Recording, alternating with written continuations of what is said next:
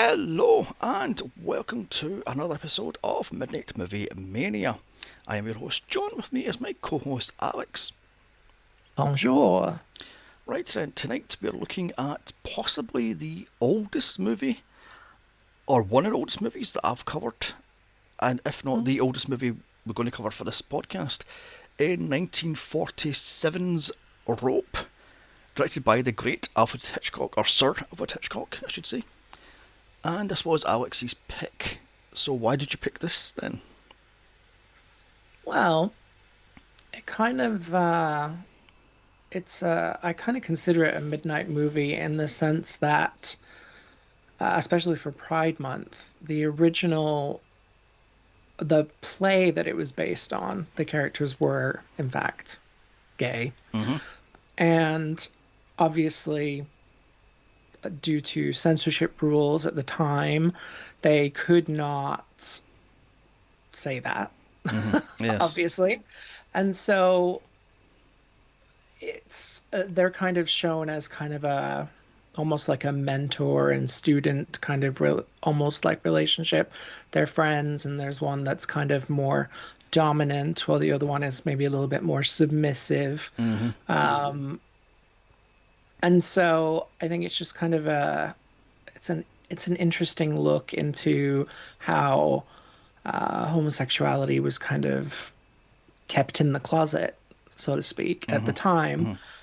And knowing that the actors involved were either gay or bisexual, um, it's just really interesting. Yeah. And it's a Yeah. fantastic movie. Yeah. I mean, I find it interesting how the censors were so obsessed with removing everything and anything to do with homosexuality, but they've dropped little bits and bobs in where the maid or the whoever it is, the older woman, the maid woman, she Mm, says, "Oh, it's one bedroom," and the two got out of bed the wrong side this morning. So there's little hints dropped over the place which the censors missed because they were too obsessed with removing "my dear boy" from the script or mm, anything about queer or gay or homosexual and such. And I should say, mm, this was queer before it was a sexuality, a quote unquote sexuality. This was the old mm, school queer. So, and mm, I just love the fact that Hitchcock was so cheeky with this. He dropped little hints, he sprinkled little hints all over the place. And I was watching this with William this afternoon, and it's the first time he's ever watched this movie, and he picked up like that. That, oh my god, these two are mm, partners. And I went, yes, they are. They're partners. And then I explained to him what this is based on, a pair of homosexual killers from the 20s. Uh, mm, what the hell called? Leopold and Loeb, who mm, killed a 13-year-old boy and allegedly sexually assaulted the boy and wrapped him up in a carpet and dumped him in a sewage drain. mm, Unfortunately, they were sloppy and they were found because one of them had dropped their glasses mm, and didn't realise that, and this is how they were caught by the cops. And what was see, they were swiftly jailed, arrested rather, and jailed. They were given life in prison. One died in prison, and the other one mm, was released in the late 70s, I want to say.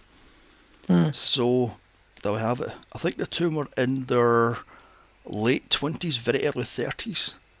So yeah, mm, yeah, it was a big, huge, scandalous case because I remember right, the boy they killed was the cousin of one of the two killers. mm, So that was another piece of sensationalism. Also, the boy they killed was the son, the heir apparent, to quite a wealthy businessman, and mm, this was his only son.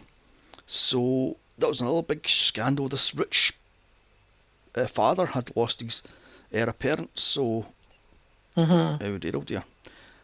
And apparently this was a scandalous trial in 1920. When was it now? 24.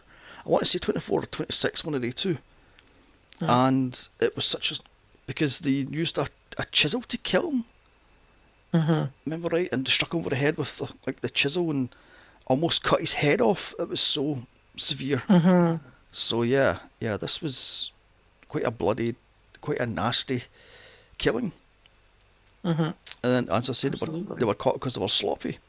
So yeah. I mean, so these were loosely based on these two characters, and Hitchcock decided, okay then, we're going to do this, but we're going to do it as a play, as in there's no cuts. It's all one long take.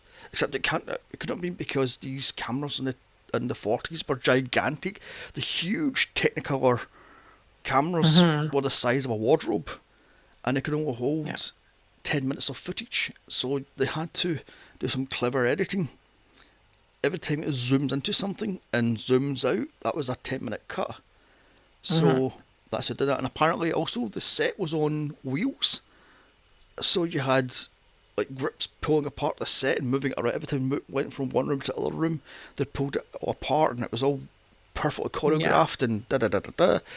And each time was a full 10 minutes. You couldn't make a flub. If you made a flub, that was thousands of dollars wasted. Hmm. So this is why they're all like, oh my god. And they're all kind of stiff acting because that was a one take. And Hitchcock wasn't that nice of a director. I mean, he was a legend and all that, but he wasn't that nice of a director. He was a bit of a Hmm. slave driver. But yeah. But I've got to say, what watching this again, this is my fifth or sixth time watching this, and I've got to say, I don't like these gay killers. They what my last the dominant one was too smug for his own good, and the sub one or the bottom was too weak for his own good. He was too neurotic for his own good. He was almost giving himself away constantly. I was like, oh my Hmm. god, would you shut up? And the whole what the actor did by jutting his jaw out drove me insane. Also, I was like, could you stop doing that? That's really annoying. So, but yeah. And as you says, one of the actors was actually gay. In fact, he had an affair with the screenwriter, Hmm. and they split up shortly after. I remember right. I think it was the 50s they split up, but they became friends, and the actor went on to have a long-term partner up until the both of them deaths. I think it was in the 20. I think it was 2010 or roughly about that time. I'm not sure about the other one, but yeah. Yeah, I was assumed he was gay, who played Brandon, the more dominant of the two. Mm. Mhm. Because apparently the one that played, what was his name, Philip, Yeah. he was the actual gay actor, and it kind of ruined his career. He was forced into doing crappy movies, as they said, but he was more of a stage actor, so he became quite a great stage actor. So there we have that one. Mhm. But yeah. But anyway, let's get into this movie. Right then, we have Jimmy Stewart, which I believe this was his second Hitchcock movie, Mhm. and he would later go on to star in North by Northwest, Vertigo, and Rear Window. I forgot the name of that movie there for a second. He plays the professor who may or may not had an affair with one of his students. And then we had John Dahl as Brandon, and we had Philip Granger as Farley Granger. I didn't Philip. I read the wrong name there. Farley Granger as a Philip, and that's all I have to worry about because basically the rest of them I have no idea who these people are. So the plot: a narcissistic sociopath decides to kill one of their school friends because he believes that he is superior to his school friend. So they kill him by strangulation and they put his body in a trunk. And over the course of the night, they decide to throw a dinner party, but Hmm. the evil thing is they invite his father and his aunt to this dinner party as the dead body is less than 10 feet from the where they're having the party. They also Hmm. invite another one of their friends and the killer's ex-girlfriend, which you find out later on in the movie. So there's a whole cat and mouse game going on here, and then in walks Jimmy Stewart's professor character, Hmm. and the dominant one can't help but show off because he thinks he's far superior. He thinks he's the Superman, and he thinks he's far superior to Hmm. everybody else until the professor figures out what happened, and he faces it off against these two former students. Basically, gets them arrested and possibly jailed for life. So it's Hmm. basically in a nutshell. So, what do you want to take this from? It feels very much like they highly regard the professor. I mean, particularly Brandon particularly highly regards the professor. And I think, I mean, he's there because he wants him to find out. Mm-hmm. Because I guess during some of their late night conversations when they were in school or boarding school or whatever this place was,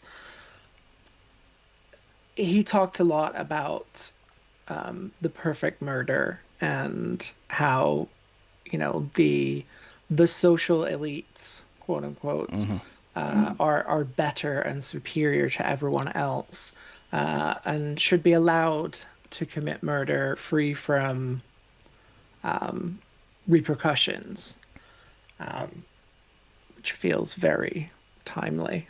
Mm. I was also getting a lot of the purge from this because they say, "Oh, maybe we should have Yes. strangulation day and Yeah. such and such a day," and I was like, "Okay, this is very much the purge." So, hmm. Hmm. Yeah, absolutely. I loved the the aunt. Mm. What was her name? And oh, Mrs. Atwater. Mm. Just every time she's talking, somehow she brings into the conversation about horoscopes. Yeah. She's like, oh, he's a Scorpio. Yeah. Oh, she's a Virgo, you know. Mm. Mm-hmm. It's Mm-hmm. just, I don't know what the significance of that is, but I assume that I mean, there's people like that now, but Mm. um, I don't know. I assume back then maybe everybody knew a Mrs. Atwater. I'm not Yes. sure. Yeah. Probably the kooky old rich biddy who was constantly banging on about, "Oh, you're a Virgo, you're a Scorpio, you're a Mhm. Cancer, you're a Sagittarius, blah blah blah blah blah," sort of stuff. Yeah. Yeah. And when Yes. she's talking about the movies and she's like, "Oh, I quite like, what's her name in something. Mm. You know the one." Yeah. Jimmy And they're Stewart. like, "Yeah." And Jimmy Stewart goes, "Yeah, something with something else and something also," and she's like, "Yeah, yeah, that's the movie," and I was like, "Oh, yeah, we've been there." I mean, yeah, yeah. Although I've got to say, I kind of like the sort of maid housekeeper. Hmm. She was a bit, I don't know, spicy, shall we say, because she's loving the fact that she's got these two young quote bachelors Hmm. living in this quite large house actually. Um, Hmm. and she doesn't put two and two together to realise that these two are a couple, but and she likes the fact that one of them gives her attention, another one gives her gossip. So it's like, Hmm. hmm, you know. So it's like, and of course she's trying to desperately get into the pants of the professor. So I was Hmm. like, oof, this woman's all over the place. So I love that Hmm. one.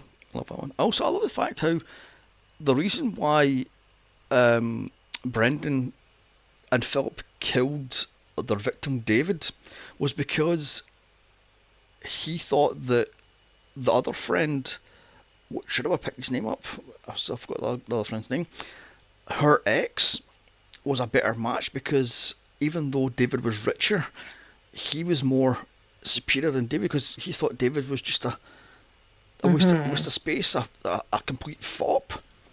So, Yeah. Kenneth. oh yes, yes, I picked up now. So yeah, and then later on, it's dropped that he dumped her. She didn't dump him. Hmm. So it's like, oops. I mean, mm, Hmm. mm. It's just delicious. I like how in the credits it refers to the character's name is Janet, but it refers to her as David's girl, I will say. Mm, which I thought was kind of interesting. Like it kind of referred to people, and like Kenneth was David's rival. mm, mm. I love the little So, subtle shade that she threw at this Kenneth guy. She mhm. goes, "Oh, don't worry about it. I picked David because he's got a bigger bank account than you." I was like, "Oh, the shade," So Uh, that was a subtle dig. I was like, "Ooh, the shade there." I mean, oh dear, oh dear.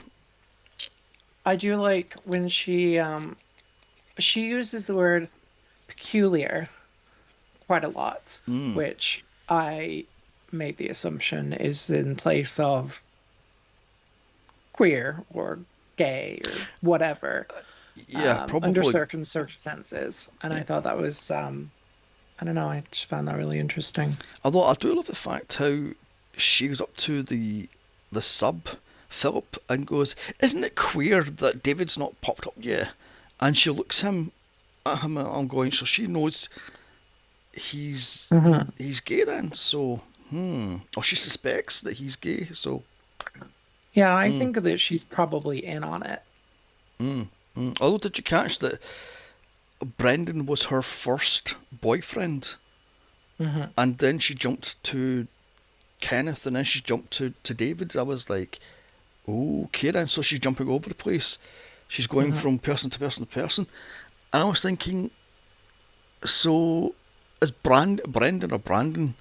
Is he just a complete, I don't know, a control freak, narcissist, a complete arsehole who doesn't give a fuck about anybody other than himself and what he can get out Yes. of somebody?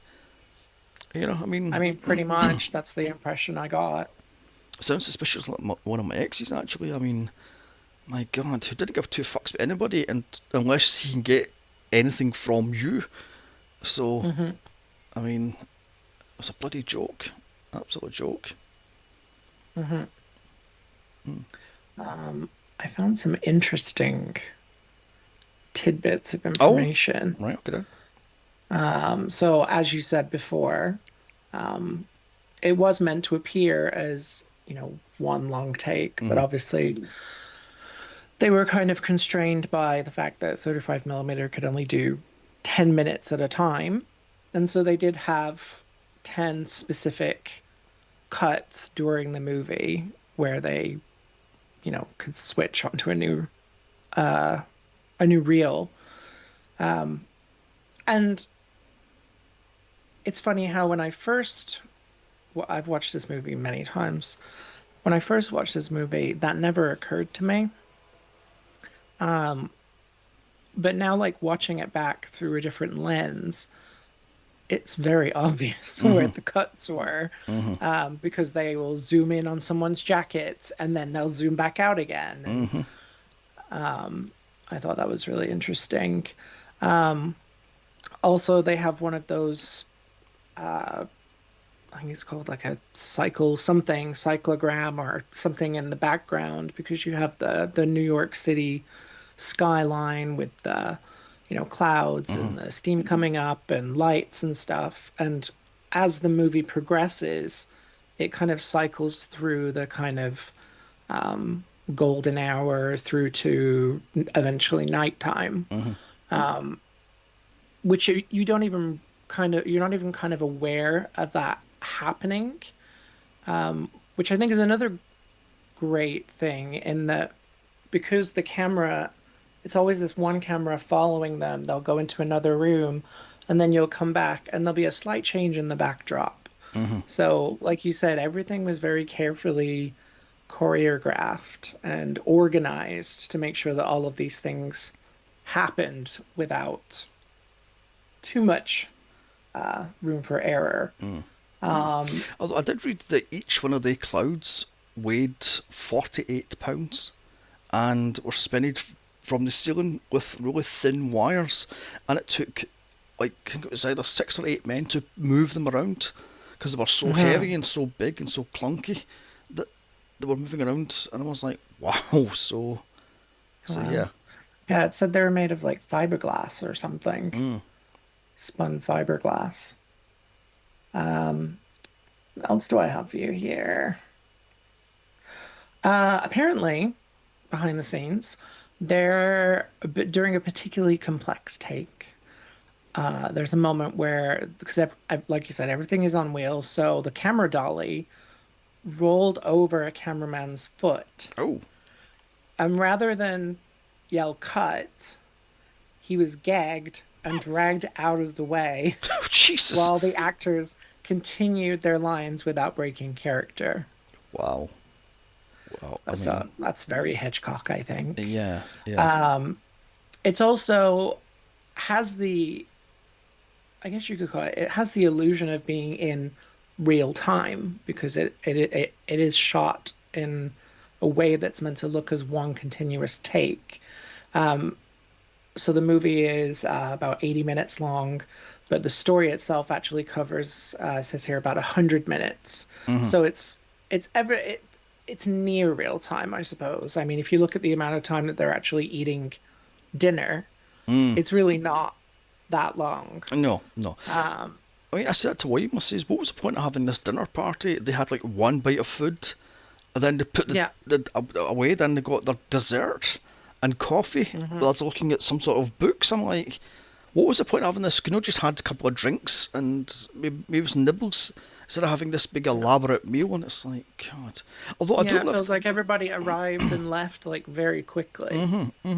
although I don't love the fact how Hitchcock decided to have the characters move the food from the dining table onto the chest because it's only one location, and you don't have to worry Hmm. about having the camera moving around the table and having somebody Hmm. have the back to the camera. So you decided to move it into the living room, so to speak, or the sitting area, then have Hmm. the sort of meal there. But like I says, I was going, this is such a waste. Could you not just had a few drinks and some nibbles instead of this big elaborate dinner of chicken and pork and scrambled eggs for some reason. What the hell would have scrambled eggs? And I can't say I noticed the scrambled eggs, but because that was the first thing I noticed when the old dear sat down to start eating. She's got like scrambled eggs on her plate. I was like, why the fuck did they sell? Are they serving scrambled eggs? So, well, I don't know. Those were the 40s, I guess. I love the fact that everybody goes, "Oh my god, it's champagne! Oh, it's expensive champagne." Also, I was thinking, yeah, this is what a year after World War Two, so champagne would have been quite hard to get, especially legit champagne, because France would have been Hmm. bombed the next week. So, where did you get the champagne It from? would have been very expensive champagne. Mm, mm, So, I mean, perhaps that was a tell of how rich they were because they had like three or four bottles in the fridge. yeah, yeah. And I love the fact how throughout the movie, throughout the evening, Philip gets more and more drunk as he drinks more and more and more and more. And I'm like, wow, how many drinks have you had, mate? About 10? And they're all different drinks. He doesn't stick to the one drink all night. It's like multiple different. He has like champagne and brandy, then he has sherry, then he Hmm. has whiskey, then he has. I'm like, what the fuck are you? So, Don't mix your drinks, nope. Philip. It's not a good idea. Nope, nope, nope. Also, what really annoyed me, the main character is constantly smoking away.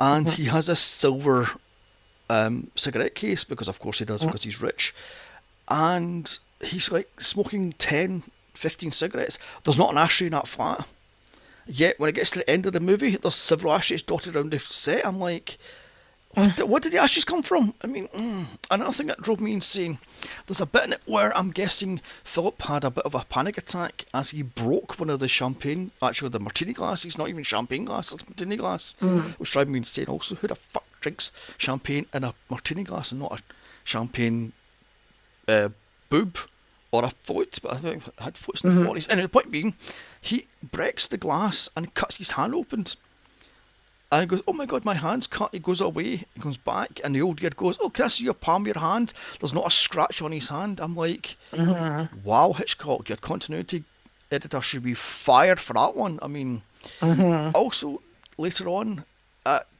Pudding, Jimmy Short's eating some sort of what the fuck that thing was. I What don't know. the hell was that thing? It looked like ice cream, but They mentioned ice cream, but it didn't look like ice cream. mm-mm, no, no. Well, when Jimmy Short is first handed it, it's chocolate sauces on it. Then when it zooms in and zooms out, it's strawberry sauce. I'm like, really? You couldn't tell the difference between strawberry and chocolate for crying out loud. So, I mean, these little Mm-hmm. hiccups and little mistakes, because I was watching this with a more keener eye, and because I've been watched hundreds of Hmm. movies over the years doing all these podcasts, I picked up on these little mistakes. But apart from Hmm. that, this was fairly well done. I mean, there was only about two or three It's mistakes. amazing that I mean, for its time, it was kind of Oh ingenious. yes, yeah, yeah, yeah. The way, it appeared as one long take. I mean, yes, the cuts were, now looking at it, they're fairly obvious, but I Mm-hmm. mean, back then they were scared by a train coming towards the screen. So, Mm, so mm. maybe they didn't notice the cuts. Although, did you pick up Hitchcock's cameo, or did he do I cameos? never did. I was aware of it at the beginning of the movie, but Oh, was it? um See, I never caught it myself, and so yeah, I never noticed. But apparently it was he walked down the street at the beginning of the movie. interesting. Okay then. Okay then. Interesting. Oh, by the way, Yeah. before I forget, this was Hitchcock's first movie with his brand new company, Transatlantic Films, I believe it's called. Because what Hmm. happened was he was in a 10 picture deal Hmm. with, I can't remember the name of the company now, and he wanted to break that contract. So what he Hmm. did was he broke the contract, and the other studio head found out about it and went, "You can't do that, Hitch." He goes, "Oh, can't I?" So he bought his own out of his own contract, which the other guy was not pleased about. So he started his own company up, and this was his first movie. And this movie kind of was rocky, and Hmm. the other ones after this were kind of terrible. And this killed that studio, which kind of put Hmm. Hitchcock in a bit of a mm. So there we have Hmm. that one. Hmm. Although Rear Window is a fantastic movie as well. Yes, yes, yes. Love that movie. Um, Another thing I wanted to mention that I quite liked that, and again, ingenious really for its time, because of the near real time aspect to it and the kind of change from day to night. They are right beside, I don't know what the building is, but it has a neon Mm-hmm. sign. So in the climax of the movie, when everything is kind of hectic and crazy and the fight for the gun and all of that stuff happens, you have this kind of flashing red and whatever colors that are like Mm, coming through the window and just creating this kind of atmosphere that kind of like lends itself really well with what's happening on the screen. And I thought that was really cool. mm-hmm, mm-hmm. Yeah. Although I will say, apparently, before I forget, it just popped in my head there. This was banned in several countries around the world Hmm. due to the reasoning was extreme violence. Yeah, bullshit. It's because it had a gay subtext. So yeah, Hmm. yeah. Apparently, it wasn't released again in America until 1980, 83. I think it was 83 or 84.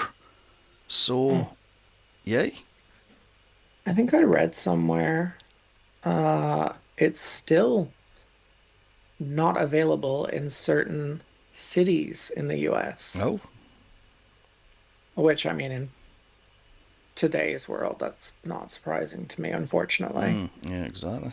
Exactly. I will also say I quite enjoy having the credits at the beginning of the movie, which I know was pretty the way it was done back then, Mm-hmm. but I kind of like it because then you're kind of forced to sit through that and, see all the people that were involved Hmm. Hmm. versus the end of the movie where, I mean, we pretty much trained ourselves to as soon as the credits roll, you're out of there. But then I guess Marvel kind of Hmm. trained us all to sit until the end of the credits just to get 5 seconds of Thanos with a glove or Yeah, whatever bullshit that wanted to watch. some Yeah, yeah. some other crap.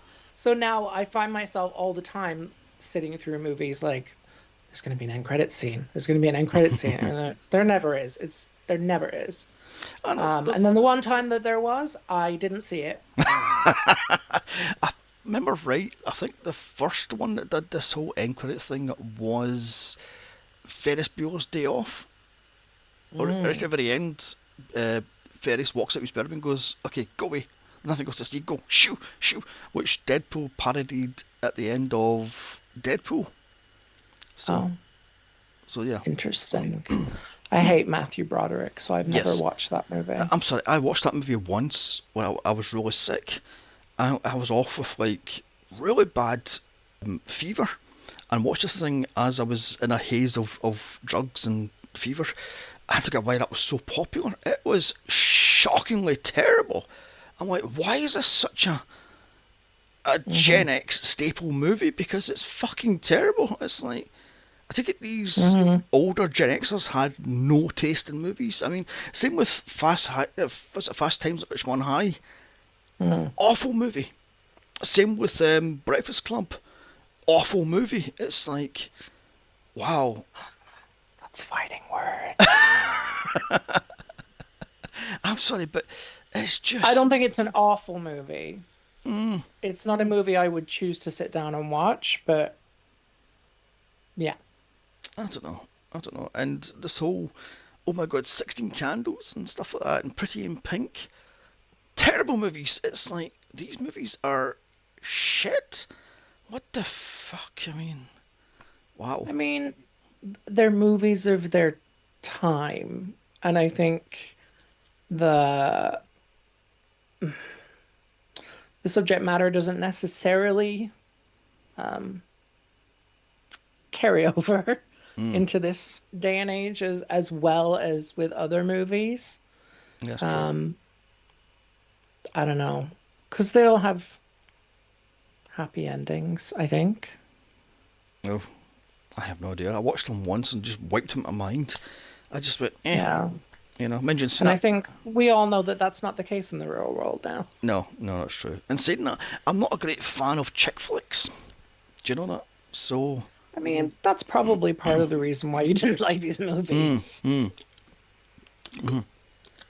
But with Ferris Bueller, the reason why I hated Ferris Bueller because I couldn't stand Matthew Broderick's smug talking directly at the camera and Hmm. being this little fucking shit you just want to punch the fuck out of. He was such a smug little arsehole in this movie. I'm like, go away, you're not Alfie. So, I I mean, find him always to be like that, it's the same as even when he's in, not talking directly to the camera. yeah, it's the same in War Games. He's such a Yeah. smug little fuck, and that also I'm like, God Almighty. So, Hmm. anyway, let's get back to this movie. Um, what was I going to bring up there? Oh yeah, there's a little subtle hint that Jimmy Stewart's professor may have had, as I said earlier, may have had a fling with Brendan because he talks about how, oh, I sat at his feet, which was code for, Mm. you know, doing naughty things. So, Isn't that where Janet kind of does her sly, sat at his feet, did you? Something yeah, along those lines. Because of course she knows. yeah. Um, yeah, I thought that was. Although I've got to love how catty she is and how Hmm. opportunistic she is. She talks about how, oh, I'm waiting for some rag magazine. Who gives a shit? And then she goes, wait a minute here.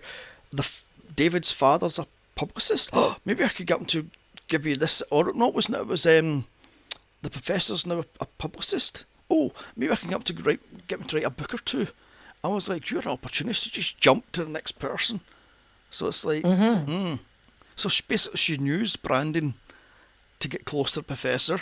She used David for his money, and she used Kenneth for what? To make Brandon jealous, and she realised Brandon had nothing to do with her. All he wanted was Philip, who was easier to control.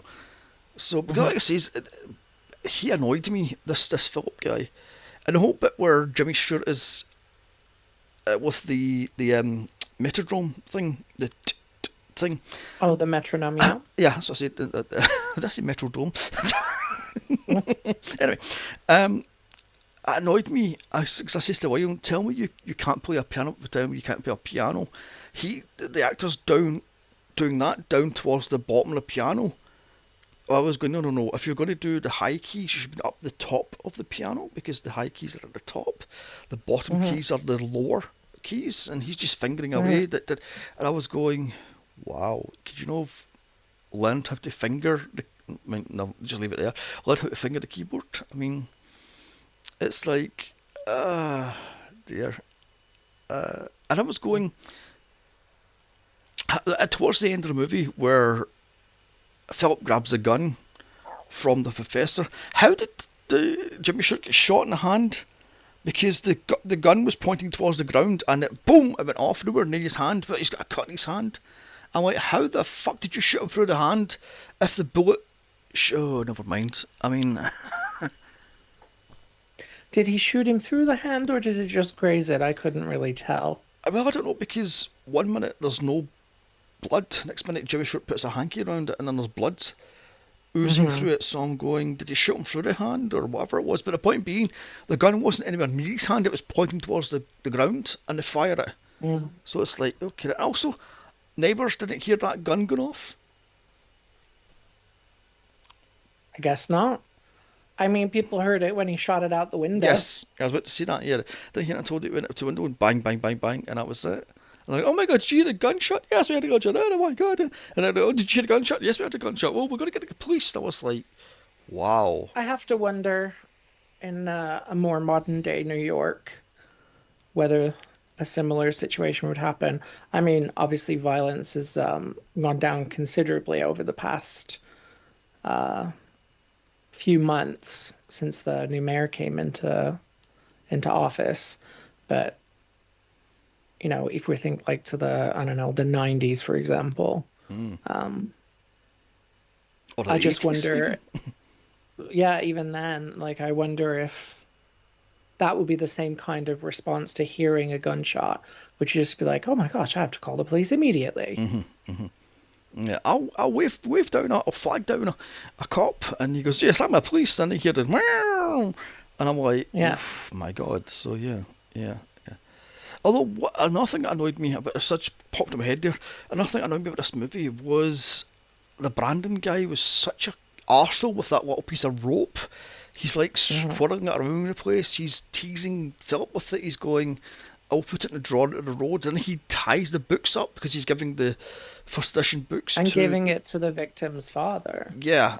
And I was going, you're such an arsehole, so you are. I mean, if I was Philip, I would have took one of the bottles of champagne and brained you with it and goes, he did it. I didn't do it. He did it. He coerced me into it. But he ultimately killed the person. I didn't do it because Hmm. there's a whole running bit where they find out what Philip's actually a chicken choker, and it's not Hmm. what it sounds like, kids. He actually like strangles chickens, and Brandon even brings it up during the dinner party, and he goes, "Oh my god, no, no, that's not true. That's not true." So, hmm, it's Hmm. like so Philip. Well, actually, did Philip? Yeah, Philip was the one that killed David, wasn't it? I think he was holding him, and Brandon was the one with the rope around David's neck. Hmm. Interesting. Although, did you catch that? As I said, in as a documentary watching about rope, they were saying that the movie opens off with a man screaming in ecstasy or terror, and then Mm. as soon as it cuts into the apartment, one of them has a cigarette, which was 40's code for they just had sex. Mm. Also, later on in that scene, Brandon gets a bottle of champagne and twists the neck of the bottle and strokes it up Hmm. and down. I was like, oh, subtle hitch, subtle. So, Yeah. and of course, Philip pops a cork. So I was like, oh, I see. So, hmm. Mhm. Uh, but yeah, like I says, I was going. Would you just turn and say he's the one that did the killing? He coerced me into it because I'm easily led. I'm a soft, delicate gay guy. Heavens forbid, even though he was one that I'm pretty sure it was actually Philip that killed him because didn't Brendan go and grab his heart instead of checking for a pulse? He just grabbed his heart. Hmm. Anyway, the point being, Mm, I I would don't have threw remember. I would have threw him under the bus and said he did it. He coerced me into doing it. So, but yeah, yeah, I've got to say that he really worked my last nerve. The way he was constantly jutting his jaw out and constantly shaking and drinking various drinks, and I was like, you're literally sweating through that suit. And you're Hmm. acting really suspicious. I suppose nobody else in that apartment, apart from the professor, picked up the fact that you're a shivering wreck. It's like, Hmm. pull yourself together and get your shit together, basically. I mean, oh my god. Hmm. Although I do love the fact how, as soon as Jimmy Stewart walked in, Brandon's facade completely crumbled. He started stuttering and mumbling and shaking because obviously he has Hmm. a daddy complex, and this professor Hmm. guy is his ultimate daddy. So, Hmm. mm, Yeah, he's doing it to impress him. yeah, Wants his approval. yeah, yeah, exactly, exactly. I mean, I was going. So you do this whole elaborate murder, this whole thing, and the dinner party, and the cheekiness of having the body, or you serve the dinner on top of it, sort of scenario. Just impress some old guy who was your teacher 10 years earlier. Hmm. Why? So just because you're a narcissist and you're a sociopath, if not psychopath. I mean, And the fact that he forgot about his hat, yes, yes, yes. which is ultimately the deciding factor for the professor that Mm-hmm. indeed David was there. Mm-hmm. Mm-hmm. Although, did you catch that the excuse the professor used was, "Oh, I left my cigarette case. Oh, it's behind the books. Look at that, and it's a gigantic gold cigarette case." I was Yeah. going, "Are we telling me something?" Because Brandon's one is a silver case and it's quite small, but his is Hmm. gigantic. I'm like, are we overcompensating here, or are we saying that this guy's a bigger member than you know? Mm. I don't know. I think maybe you just think too much about Dick. Anyway, dare you? Although I love the fact how, in one of the takes, I'm pretty sure the sofa that had up against the window was on fire because there's a big plume of smoke comes up. And I was like, did one of the actors set fire to that couch? Because it's not from Oh, I any didn't of. notice. No, I noticed it because it was pouring out. I was like, what the fuck? So because I thought it was one of the background Mm. bits of steam rising up, but nope, it's not a piece of steam. It's like big, thick. I was like, wow, somebody set fire to the fucking set. Hmm. Yeah, I didn't notice that. Hmm. So next time you watch it back, I think it's David's father puts a plate behind the couch, Yes. and next thing you know, there's a fucking plume of smoke coming up. I'm like, what the fuck? So did he set fire to something behind this the sofa? I mean, Perhaps.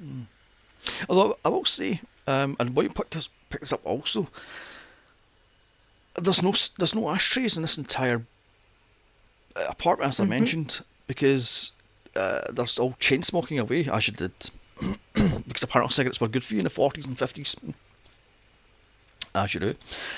Mm. But towards the end of the movie, there's like cigarette ash all over the carpet. Hmm. So I've got it's that poor maid's got to have to hoover all that shit up. I mean, it's like, isn't that lovely?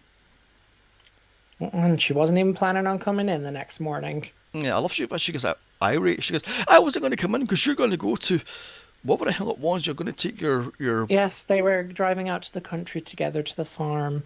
Oh yes, because Mummy said after lock him As two in. best friends and roommates often do. Yes, yes. Mummy says he should be locked in the house for a week because he has to study. I was like, oh, that's what you're doing. Is that what you're calling it nowadays? And I say, mm-hmm. So, Mhm. You're but gonna yeah, go choke the chicken. yes, I'm going to have to strangle some chickens now. Anyway, because that's another thing that William asked me, was that a thing in the 40s? And he goes, probably not. And apparently, Chicken strangling? no, the term choked chicken Oh. was an 80s term, not a 40s term. Mm. So, no, no, it wasn't. Mm. So, I guess we've pretty much exhausted this movie then. Yeah. I wish we could bring something else up. Blah, blah, blah. No. Oh, okay then. I have nothing more to add. Okay then. Okay. Right then. Well, I'll ask you then. Would you recommend this, and would you watch this again? Well, yes and yes. I've recommended it to many people. I do enjoy a Hitchcock movie. And I watched this with my boyfriend, and it was his first time watching it, and he also really enjoyed it, which I was surprised by because it's kind of a slow burn Mm. in some ways. And he's definitely not that kind of person when it comes to a movie. So he definitely enjoyed that. And I think the fact that they're obviously homosexuals was a selling point for him. Um, and yeah, I'll absolutely watch it again. It's one of those movies that I'll just put on from time to time just because. Hmm. Okay. Okay. Yeah. Okay. Now, would I recommend this? Uh, I would say if you're a Hitchcock fan, you go around to watching this, but I wouldn't say this is a must-watch movie. I think this is one of yeah. Before you go on your high pony here, um, this is not one of Hitchcock's must-see movies. This is not The Birds, Psycho, Vertigo, Dial M for Murder, or North by Northwest. This is one of his sort of lower down tier movies. I mean, don't get me wrong, this is still a fantastic movie, but it's not an A tier movie. And you would say that. And what if I said this was better than The Birds? Yeah, that's your opinion, frankly. But yeah, That's just fact. it's a wrong opinion, but it's your opinion. Perfect. Birds is shit. Oh, it's not. Anyway, Oh, moving on before there's bloodshed. I would say this is one of Hitchcock's. I would say beer tier. Sorry, I'll say it again. B. I can't fucking speak. B tier movies. This is not an A tier. Because like I said, it's kind of slow in places, and it's sort of it's kind of slow. But at the end of it, you're going, "Oh my God, is he going to actually side with the killers, or is he going to side with society?" And ultimately, Professor sides with society, as he says, "Who are you to play God? Who are mhm. you to pick who lives and dies? And how dare you go against society? And how dare you go to society norms?" And of course, Brandon's shocked because, "Oh my God, I thought you were going to be, yeah, you killed somebody." But no. Mhm. Would I watch this again? Possibly. But yeah, like I said, this is not Psycho. This is not Birds. It's not Rear Window. It's not, as I say, da da da da. I would say this is Mhm. more like Rebecca tier. So there. I don't even know what that is. Rebecca's Hitchcock's lesbian movie. Oh, I see. So you're downgrading all the No, no, no, homosexual themed movies. no, no. In Pride Month, no less. Yeah, the last day of Pride Month. Oh my God, I'm a bad homo, a homophobic homo. Yeah, we got plenty of those. Oh my God. But yeah, like I say, this is. Uh, I'm not, as I said, not necessarily an A. I would say it's a B tier movie. So there have that one. Right then. So to B plus. well, yes, yes, yes, that's fine. Fine then. It's still a B tier movie. Anyway, So let's just wrap this up then. Follow us on Instagram at Midnight Movie Mania Pod. You can follow me at Here's Johnny Some Tonight, and you can follow Alex at Mr. Alexander Watches. And you can also follow us on YouTube too now. Yes, Don't forget. yes. And next month is Shark Month, where we look at another fan pick, Jaws the Revenge. We're also looking at sand sharks, and I don't think Alex has mentioned the movie. Or did you mention Have it? I not? I don't remember. It's called Sky Sharks. Oh, Sky Sharks, right, okay then. Nazi sharks. Yes, Sky Sharks, yeah, okay then. Right, so then. And then in August, we're doing the both Machete movies. And in September, we're doing Super Zero movies, which are superhero movies that are so bad they're good. Mhm. Um, my pick, I'm sort of toying with another pick actually. Oh, So I'll get back to that towards the end of July. I might do Superman 4 actually because that's so bad it's genius. But I'm not sure. Hmm. ugh. Oh god, I might do Steel. Oh my god. Man of Steel. No, Steel.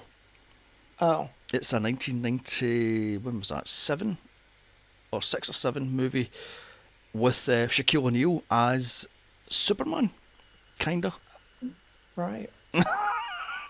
Oh, sure. Sure. So, so we'll get back to that one. And in October, we're doing other half picks.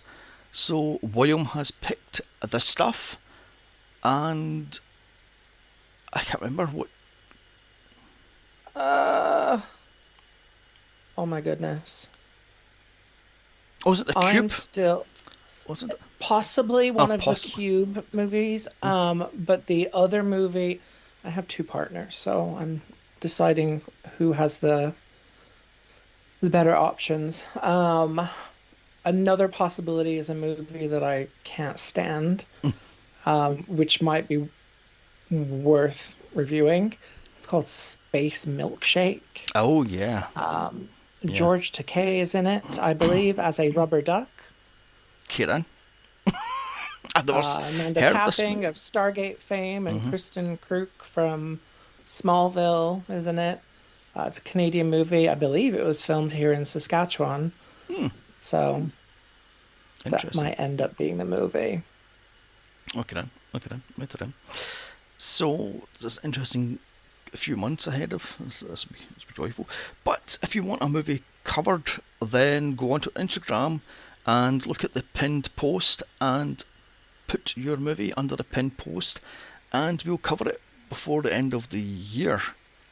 So the Unless choices. 5,000 of you do that, in which case we're not watching 5,000 movies. Sorry. Yeah, exactly. Yeah. Exactly. Right then. So thank you for listening, and don't forget to give us a like where you find or hear this podcast, and share it amongst all your friends and get us out there. Put some word of mouth out there. And anything you want to add, then Alex? If you're gonna murder someone, make sure you throw away their hat. Yes, exactly. Yeah. But by the way, there's no such thing as a perfect murder.